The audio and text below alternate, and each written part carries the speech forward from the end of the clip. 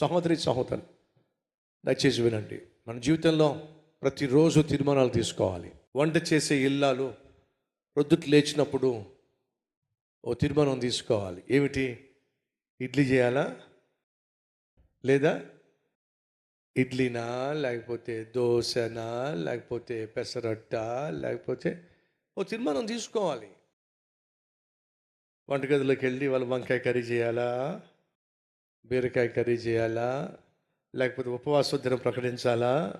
మీరు లేచిన వెంటనే తెల్ల చొక్కా వేసుకోవాలా, నీలం చొక్కా వేసుకోవాలా?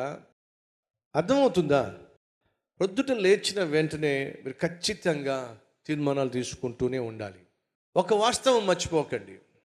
ఈరోజు నువ్వేమై ఉన్నావో అది గడిచిన కాలంలో నువ్వు తీసుకున్న తీర్మానాలను బట్టే ఈరోజు ఈ స్థితిలోకి వచ్చావు. రేపు నువ్వేం కాబోతున్నావో అది ఈరోజు నువ్వు తీసుకునే తీర్మానాల మీదే ఆధారపడి ఉంది. మర్చిపోకండి. అనగా ఈరోజు నువ్వు ఏ తీర్మానాలు అయితే తీసుకుంటున్నావో అది నీ భవిష్యత్తును ప్రభావితం చేయబోతుంది. కాబట్టి ప్రతిరోజు నువ్వు తీసుకునే ప్రతి తీర్మానం బాగుండాలి, మంచి తీర్మానమై ఉండాలి. ఆ తీర్మానంలో దేవుడు ఉండాలి, అది దేవుని చిత్తమై ఉండాలి. ఎందుకయ్యా అంటే నువ్వు తీసుకునే తీర్మానము దేవుని చిత్తానుసారమైనటువంటి మంచి తీర్మానం అయినట్లయితే మంచి భవిష్యత్తు ఉంటుంది, ఆ భవిష్యత్తుకు భద్రత ఉంటుంది, ఆ భవిష్యత్తుకు భరోసా ఉంటుంది. అలా కాకుండా ఈరోజు నువ్వు నీ ఇష్టం వచ్చినట్టుగా తీర్మానాలు తీసుకున్నట్లయితే రేపటి దినాన నువ్వు కష్టాల పాలు కాక తప్పదు. అర్థమవుతుందా? నినివే వెళ్ళు, దేవుని చిత్తం, దేవుని ఆలోచన.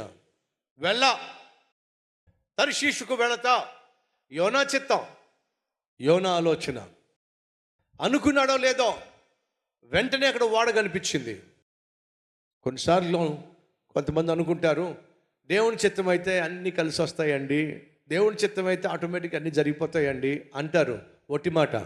ఎక్కువ సందర్భాల్లో ఎక్కువ శాతం దేవుని చిత్తాన్ని నువ్వు చేయాలని నిర్ణయం తీసుకున్నప్పుడు అన్నీ నీకు వ్యతిరేకంగా తయారవుతాయి.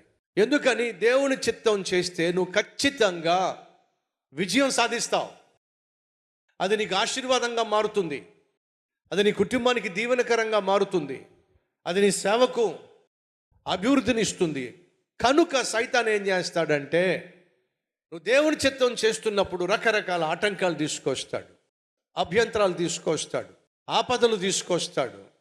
అలాంటి సమయంలో నీకేమనిపిస్తుందంటే భవిష్యత్తు దేవుని చిత్తం కాదేమో, అందుకే నాకు ఇన్ని కష్టాలు వస్తున్నాయి, అందుకే నా ఉద్యోగంలో ఇన్ని ఇబ్బందులు వస్తున్నాయి, అందుకే ఈ వివాహ విషయంలో ఎన్నో అడ్డులు వస్తున్నాయి, భవిష్యత్తు దేవుని చిత్తం కాదేమో అనేటటువంటి ఆలోచన నీలో ప్రవేశపెట్టి నువ్వు చేస్తున్న దేవుని చిత్తం చేయకుండా తప్పించటమే సైతాన్ యొక్క పని. కాబట్టి సైతాన్ ఏం చేస్తాడంటే ఎవరైనా ఎప్పుడైనా దేవుని చిత్తం చేయాలి అనుకున్నప్పుడు ఎన్ని ఆటంకాలు తీసుకొస్తాడో. సహోదరి సహోదరులు, దేవుని చిత్తం చేస్తున్నప్పుడు ఆటంకాలు వస్తాయి. దేవుని చిత్తానికి వ్యతిరేకంగా నువ్వు వెళుతున్నప్పుడు కొన్ని సందర్భాల్లో అన్నీ కలిసి వస్తాయి. ఆ రోజు ఓడ రేవుకు ఓడ రావడము అని అంటే మనకు వస్తున్నట్టుగా మెట్రో ట్రైన్సో లేకపోతే సిటీ బస్సెసో కాదండి. నెలకొకసారో 2 నెలలకు ఒకసారో ఆ ఓడ వస్తుంది. యోనా ఒడ్డుకు వెళ్ళాడో లేదో, సముద్ర ధరికి వెళ్ళాడో లేదో, రెడీగా తర్షీషుకు వెళ్ళే ఓడ రెడీగా ఉంది. అరే, నేను ఏమైతే ఓడ కావాలనుకున్నానో ఆ ఓడ రెడీగా ఉందే. గబగబా అక్కడికి వెళ్ళి టికెట్లు ఉన్నాయో లేదో అని చెప్పేసి టికెట్ కౌంటర్కి వెళ్తే టికెట్టే కాదు, బర్త్ కూడా దొరికిందంట. అరే, పడుకోవడానికి బర్త్ కూడా దొరికిందే నాకు. అప్పుడు అనుకుంటాడు బహుశా దేవుడు మనసు మార్చుకున్నాడేమో, కాబట్టి నాకు అన్నీ కలిసి వస్తున్నాయి. సరే, లోపలికి వెళ్ళిన తర్వాత మనోడికి నిద్ర కూడా వచ్చేసిందంట. దేవుడు నాకు నిద్ర కూడా ఇచ్చాడు, అన్నీ కలిసి వచ్చేస్తున్నాయి. జాగ్రత్త. దేవుని చిత్తానికి వ్యతిరేకంగా నువ్వు వెళుతున్నప్పుడు సైతాన్ ఏం చేస్తాడో తెలుసా? అన్నీ కలిసి వచ్చేట్టుగా చేస్తాడు. కానీ ముందు ఉంది ఏమిటి? మరి అది ఆ పండుగ ఏంటో నాకు తెలియదు, కానీ అదేదో ముసళ్ళ పండుగ అంట. మరి ఎందుకు ఆ మాట అంటారో నాకు తెలియదు, కానీ వినండి. దేవుని చిత్తానికి, ఆయన ఉద్దేశానికి, ఆయన ప్రణాళికకు ఎప్పుడైనా సరే నువ్వు వ్యతిరేకంగా నిర్ణయం తీసుకొని వెళుతున్నట్లయితే అపాయము పొంచి ఉంది. ప్రమాదము పొంచి ఉంది. తప్పిపోయిన కుమారుడు తన తండ్రిని కాదనుకున్నాడు. తండ్రి ప్రేమను వద్దనుకున్నాడు. దూర ప్రాంతానికి వెళ్ళిపోయాడు. సుఖంగా ఉందాం అనుకున్నాడు, సరదాగా జీవించేద్దాం అనుకున్నాడు, ఫ్రెండ్స్తో సంబరాలు చేసుకుందాం అనుకున్నాడు. తీరా అక్కడికి వెళ్ళిన తర్వాత 3 నెలల ముచ్చటే. తన దగ్గర డబ్బు ఉన్నంతకాలం అందరూ తన చుట్టూ ఉన్నారు. బెల్లం ఉన్నంతకాలం ఏం చేస్తుంది? ఈగలు మూగుతాయి. బెల్లం అయిపోయిన తర్వాత మాయమైపోతాయి. ఫ్రెండ్స్ అందరూ మాయమైపోయారు. మనోడేమో ఆవిరైపోయాడు, ఖాళీ అయిపోయాడు. పైపెచ్చు గొప్ప కరువు వచ్చి పడింది. తినడానికి తిండి లేని పరిస్థితి. అపాయంలో పడిపోయాడు. ఊహించలేదండి ఎంత గొప్ప అపాయము దాపరిస్తుందని. ఊహించలేదండి అడుక్కునే స్థితి వస్తుందని. ఊహించలేదండి ఆకలి ఎంత భయంకరంగా ఉంటుందని. ఎందుకని నాన్నతో ఉన్నప్పుడు ఈరోజు ఆకలి అంటే ఏమిటో ఆ కుర్రోడికి తెలియదు. నాన్నకు దూరం అయిపోయిన తర్వాత ఆకలి ఎంత కఠినంగా ఉంటుందో, కడుపు ఎలా మార్చేస్తుందో రుచి చూసినప్పుడు తట్టుకోలేకపోయాడండి. మళ్ళా చెప్తున్నా, లోకము చూపించే ఆకర్షణలకు, అల్పకాల పాప భోగాలకు ఒకవేళ నువ్వు తావిచ్చి పరిగెట్టే ప్రయత్నం చేస్తే నువ్వు వెళుతున్న మార్గంలో అపాయం పొంచి ఉంది. ఆ తప్పిపోయిన కుమారుడు అనుకున్నాడు, దూరంగా వెళ్ళిపోయి స్నేహితులతో ఎంజాయ్ చేయొచ్చు, ఇష్టానుసారంగా జీవించవచ్చు.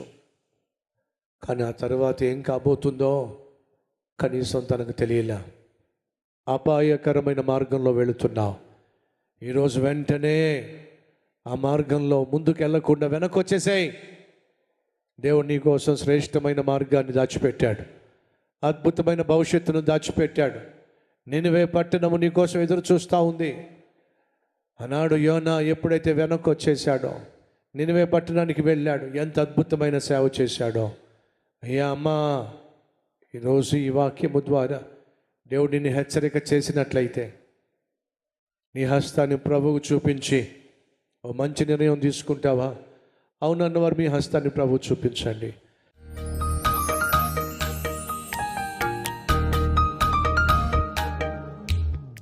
మహాపరిశుద్ధుడు అయిన ప్రేమ కలిగిన తండ్రి, ఎప్పుడు మేము నీ సన్నిధిలో అడుగుపెట్టిన ప్రతిసారి వాక్యపు వెలుగులో విలువైన ఉన్నతమైన హెచ్చరికతో కూడిన శక్తివంతమైన సందేశము ద్వారా మమ్మను సరిచేస్తూ వచ్చావు నాయన. నీకు వందనాలు అయ్యా, నీకు స్తుతులు స్తోత్రాలు.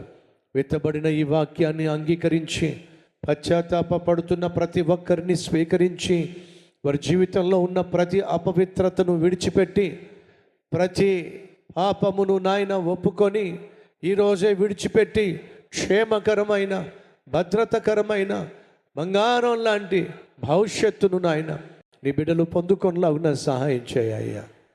యేసుక్రీస్తు నామం పేరట వేడుకుంటున్నాం తండ్రి, ఆమేన్.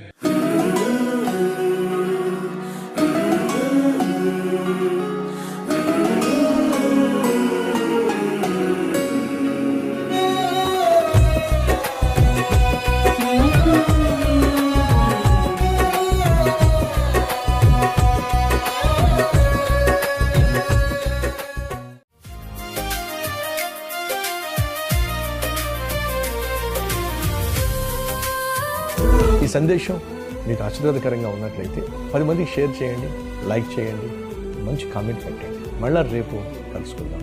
సరే.